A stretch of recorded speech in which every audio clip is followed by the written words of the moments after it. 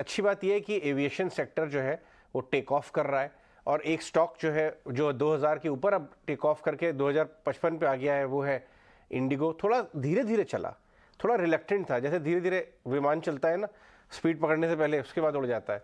देखिए days high पे अभी भी ये 1800 रुपये से हम ट्रैक कर रहे हैं यहाँ पे, बट ये बहुत धीरे धीरे चल रहा था। बट डेटा जो है क्या बता रहा है, कितना मजबूत है ये इस सेक्टर के लिए डेटा, शरद बता रहे हैं। शरद जी बिल्कुल, जो एवरेज डेली पैसेंजर की जो मूवमेंट होती है वो जो है अब कोविड-19 लेवल्स की जो पीक लेवल से दिसंबर के महीने से अब उसको वो सरपास कर चुकी है। कल के आंकड़े की बात करें तो 4.2 लाख डोमेस्टिक पैसेंजर्स मूव किए, और अगर दिसंबर 19 का पीक ले कोविड-19 का तो वो जो 4.2 लाख था। तो ये तो सबसे इंपॉर्टेंट डेटा पॉइंट हुआ।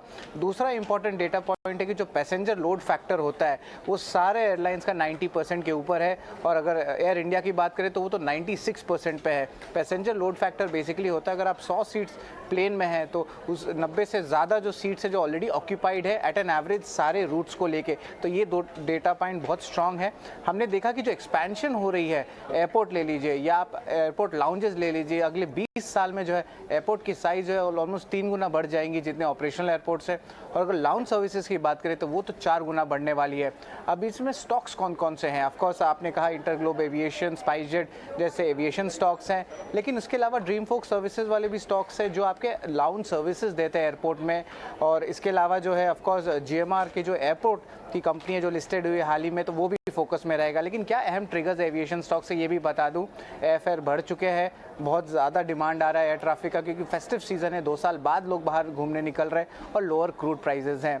अगर ट्रिगर्स की बात करें जीएमआर एयरपोर्ट्स की, तो वो डाइवेस्ट कर रहे हैं अपनी एक स्टेक सेबू में जहाँ पे 1330 करोड़ मिलेगा, और उनका जो है डेट रिडक्शन जो है इम्प्रूव होगा। इसके अलावा जो है वो हाई ग्रोथ इंडोनेशियन मार्केट में जाएंगे। और अगर लास्ट में बात करूं ड्रीम फोक सर्विसेज की, तो उनका भी अहम ग्रोथ ट्रिगर है कि जो एयरपोर्ट लाउंज है वो 15 गुना बिजनेस बढ़ने वाला है 2030 तक, और इसके जो CAGR लाउंज मार्केट का है वो 43% का रहेगा, और लगभग 6000 करोड़ का ये मार्केट हो जाएगा। Thanks very much for that. In fact कहाँ पर ट्रेडिंग आइडियाज बन सकते हैं ये भी जान ही लेते हैं एक बार क्षितिज से। क्षितिज, ड्रीम फोक सर्विसेज तो अभी बहुत रिसेंट IPO है तो शायद उसका डेटा नहीं होगा। श्रीकांत चौहान भी आ चुके हैं हमारे साथ, लेकिन इंटरग्लोब में क्या जो मूव बना है 1800-1900 के आसपास काफी एंट्री की गई है, अगर तो होल्ड करना चाहिए अभी? बिल्कुल अजय जी, यहाँ पे आपके व्यू के बिल्कुल यहाँ पे मैं सहमत करूंगा। स्टॉक ने हालांकि धीरे धीरे मूव करता दिखाई तो दिया है। इनफैक्ट 1850 1880 के ऊपर एक बार स्टॉक मोमेंटम कैच किया था, उसके बाद स्लो एंड स्टडी 2000 के आंकड़े को भी यहाँ पे क्रॉस करता दिखाई दिए। अब यहाँ पे अगर हम लोग चार्ट पैटर्न की बात करें तो मुझे लगता है अभी स्टॉक में काफी पोटेंशियल है अपसाइड में मूव करने का। जो इमीडिएट रेजिस्टेंस स्टॉक में देखने को मिल रहे हैं वो देखने को मिल रहे हैं 2105 से 2110 के जोन में। तो मुझे लगता है एक बार 2110 के लेवल स्टॉक डिसिसिवली मूव करता है अपसाइड में, ब्रेकआउट आने देखने को मिलेगा आने वाले सेशन में। तो अपसाइड में मुझे लगता है 2280 तक पे जाने का भी स्टॉक में पोटेंशियल है। बट यस, आपको थोड़ा पेशेंस दिखाना होगा क्योंकि थोड़े स्लो एंड स्टडी मूव्स देखने को मिल रहे हैं, तो पेशेंस आपका यहाँ पे जरूर चेक होगा। तो यहाँ पे मेरा नजरिया बिल्कुल पॉजिटिव रहेगा।